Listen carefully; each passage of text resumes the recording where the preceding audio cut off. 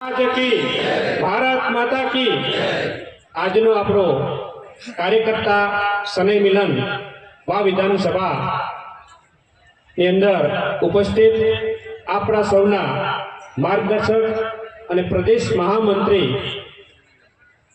અને આપણને મેં પહેલી જ વાર સાંભળ્યા વાવની બેઠકમાં ખૂબ જ્ઞાન અને ખૂબ પ્રેરણા પૂરતા એવા અજયભાઈ બ્રહ્મભટ્ટ આપણા નવનિયુક્ત વાવ જિલ્લાના અધ્યક્ષ ડૉક્ટર નરેશભાઈ, આપણા બાજુના વિધાનસભા દિયોદરના ધારાસભ્ય કેશાજી ચૌહાણ, આપણા પૂર્વ જિલ્લા પંચાયત પ્રમુખ ગુમાનસિંહ ચૌહાણ, આપણા મહામંત્રી કમલેશભાઈ આચાર્ય, આપણા અમીનભાઈ આસર, પીરાજી ઠાકોર, રમેશભાઈ જાગેસરા, રાયમલભાઈ ચૌધરી, ગગાજી ઠાકોર, લાલજીભાઈ ચૌધરી, રાજુભાઈ રાવલ, હરિલાલ આચાર્ય, કરશનભાઈ તંત્રી, અમૃતભાઈ માળી, જીવનગર બાપજી, પીરાભાઈ ગામોટ, બિપિનભાઈ ત્રિવેદી, ચીનુભા રાઠોડ, અમૃતભાઈ પંચાલ, અમથુજી ઠાકોર, તમામ મંડળના પ્રમુખશ્રી, મહામંત્રીશ્રી,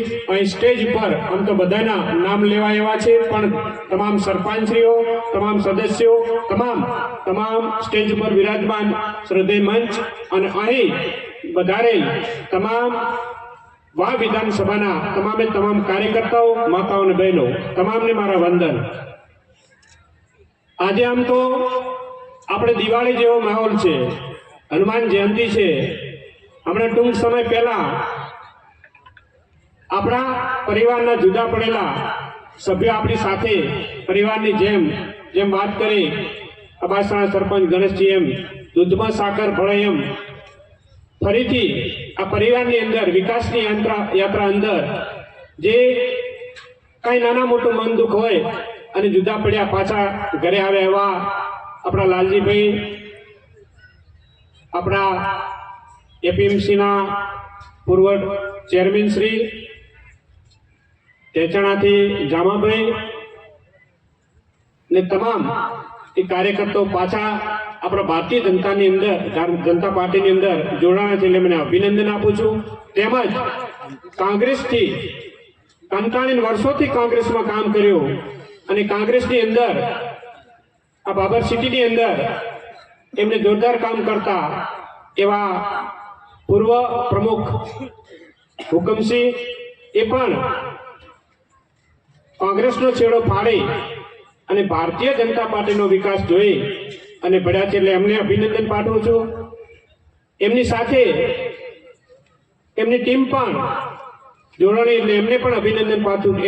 એનાથી વધારે આજે તે આખું કોંગ્રેસનું મૂળ હતું, જેને કોંગ્રેસની અંદર કામ કર્યું હતું અને કોંગ્રેસને આ બેઠી રાખતા હતા એવા કાર્યકર્તાઓ, એમણે કેશાજીએ નામ લીધું એવા તેજાજી ઠાકોર, કાંતિલાલ, ગણેશજી, ભેમાજી, આ લોકો અને એમની ટીમ ખૂબ આ વિસ્તારની અંદર કોંગ્રેસને જીવતું રાખવા માટે એમણે કામ કર્યું હતું।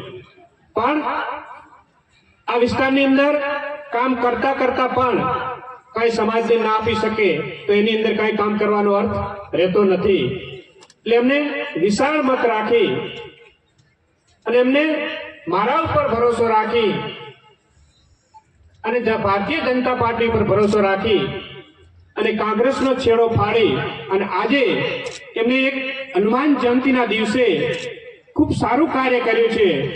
એમને વિકાસની જે યાત્રા છે, યાત્રાની અંદર જોડાઈ અને આ વિસ્તારના વિકાસ માટે, એ પુણ્યના કામ માટે એ બધા આજે ભારતીય જનતા પાર્ટીની અંદર જોડાણા છે, તો એમને હું દિલથી આવકારું છું અને એમને વચન પણ આપું છું કે આ ભારતીય જનતા પાર્ટીના પરિવારની અંદર તમને કાંઈ પણ એવું નહીં લાગે કે તમને મનદુખ નહીં લાગે અને એક પરિવાર ભાવના લાગશે, એવું વચન આપું છું કે તમે કોઈ એવો તમને સંશય નહીં થાય કે આની અંદર જોડાણા તો પસ્તાવાનો વારો આવે। જેવી વાત કોંગ્રેસ વાળાને મળી કે તમે જાઓ છો પણ ભારતીય જનતા પાર્ટીની અંદર તમે પસ્તાવાના તમારું કાંઈ નહીં આવે, પણ કોંગ્રેસ કાયમી અફવાઓથી ભરાયેલી, ચૂંટણી આવે એટલે અફવાઓ ચાલુ, અને અમારો ભોળો સમાજ અફવામાં ડૂબાઈ જાય. ઠાકોર સમાજ એક ભોળો સમાજ છે, અફવાને તરત જ માની લે. એમાં અમુક લોકોએ તો માની લીધું કે ખરેખર આવું છે. એમને ખબર નથી કે ટૂંક જ સમયની અંદર જ્યારે પેટા ચૂંટણી આવી અને તમે બધાએ મારા ઉપર વિશ્વાસ રાખી અને ભારતીય જનતા પાર્ટીનું કમળ ખીલવ્યું, એનો જશ તમને બધાને જાય છે. તમારો હું આભાર માનું છું. પણ એમ છતાંય આખા ગુજરાતની અંદર ભારતીય જનતા પાર્ટી લોકો કોંગ્રેસ વાળા એવી અફવા ફેલાવે કે ત્યાં જો એટલે પૂરા કરે. તમને એવું લાગે પૂરા કરે? એનો દાખલો સાક્ષાત આપણી વાવ વિધાનસભાની અંદર છે. ગુજરાતની અંદર પ્રથમવાર પેટા ચૂંટણી હોય અને 11 મહિનાની અંદર મોટું ભેટ આપતા હોય આપણને ગુજરાત સરકારની અંદર, ભૂપેન્દ્રભાઈની સરકારની અંદર આપણે સ્થાન મળતું હોય તો એનાથી વધુ મહત્વની વાત કોઈ ના હોય.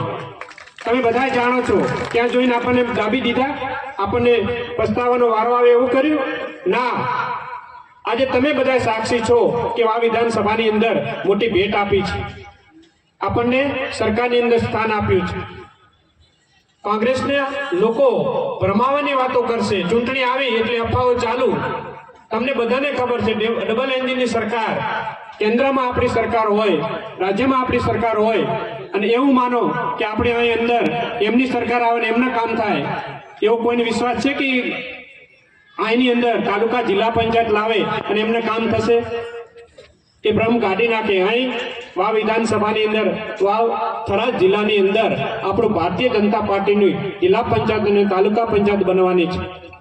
એમાં કોઈ શંકાને સ્થાન નથી. આપણો આ જિલ્લો બહુમતીનો જિલ્લો છે. દિયોદર વિધાનસભા હોય તો ભાજપની, વાવ વિધાનસભા હોય તો ભાજપની અને થરાદ વિધાનસભા હોય તો ભાજપની. એક નેમ સાથે બહુમતી આ જિલ્લો છે, તો બહુમતી જિલ્લાની અંદર આપણો જિલ્લા પંચાયત પણ આપણી બનવાની છે, તાલુકા પંચાયત પણ આપણી બનવાની છે. પણ બાબરની અંદર કોઈ શંકા છે કે આપણી તાલુકા પંચાયત નહીં બને? જે કામ કરતા તે લોકો તો બધે સમર્થન ભારતીય જનતા પાર્ટી પર વિશ્વાસ રાખી જેમ દૂધની અંદર સાકર ભળે એમ ભળી ગયા અને એમને વિશ્વાસ છે કે ભારતીય જનતા પાર્ટી આપણું કામ કરશે, આપણો વિકાસ કરશે, આપણા ગામડાનો વિકાસ કરશે. એમને બધો સંતોષ છે, ત્યારે વિશ્વાસ કરીને આવ્યા છે. કોઈ ભ્રમ ન થાય કે ભ્રમ ફેલાવતા હોય તો કોંગ્રેસ પાર્ટી ફેલાવતી હોય છે. આપણે 18 તાલુકા પંચાયત જીતવાની છે ને? આમ ખડખડીને બોલો, જીતવાની હોય તો. તમને બધાને વિશ્વાસ છે ને જીતી જશું? જે કોંગ્રેસને જીવતી રાખી એ લોકો જ આપણી સાથે આજ ભારતીય જનતા પાર્ટીની અંદર જોડાણા છે. એમને અભિનંદન પાઠવું છું ફરીથી કે હું તમને જે રીતે કોંગ્રેસ અફવા ફેલાવે છે કે તમને ત્યાં પૂરા કરી દેશે, હું વિશ્વાસ આપું છું કે તમે અહીં પરિવારની જેમ તમને કોઈ આંચ નહીં આવવા દઉં. હું બેઠો છું, ભારતીય જનતા પાર્ટી બેઠી છે, આપણા મહામંત્રી બેઠા છે, આપણા પ્રમુખ બેઠા છે, આપણી તમામ ટીમ બેઠી છે. તમામ ટીમ તમને સંતોષપૂર્વક અહીં કામ કરવાનો મોકો આપશે અને તમને સંતોષપૂર્વક રાખશે. તમામને વિનંતી કરું છું કે આવતી તાલુકા અને જિલ્લા પંચાયતની ચૂંટણી આવે છે, એની અંદર ઉમેદવાર કોઈ પણ આવે, આપણું ભારતીય જનતા પાર્ટીનું કમળ ઉમેદવાર હશે, એને જીતાડશો તો આ વિકાસની વણઝારને કોઈ રોકી નહીં શકે. તમે જાણો છો 7 વર્ષથી કોંગ્રેસના ધારાસભ્ય હતા, શું અહીં વિકાસ કર્યો? તમને બધાને ખબર છે. કયા ગામડામાં વિકાસ થયો? બાબર સિટીની અંદર તેમના કોંગ્રેસના પ્રમુખ હતા, એમને પણ સચોટ કહ્યું કે એક ઈંટ નવી બાબર શહેરની અંદર નથી મૂકી. એ બધા સાક્ષી છો તમે. અને આપણને ભારતીય જનતા પાર્ટીનું કમળ 1.5 વર્ષથી ખીલાયું. 1.5 વર્ષની અંદર જે 7 વર્ષમાં કામ નથી થયા એ 1.5 વર્ષમાં કામ કરી બતાવ્યા છે. આજે આ બાબરની રોનક જુઓ, ગૌરવપથ રોડનું ચાલુ છે, વાવ રોડ જુઓ, આરસીસી રોડ બન્યો તમે જુઓ. હમણાં સ્ટેટમેન્ટ આપ્યું હતું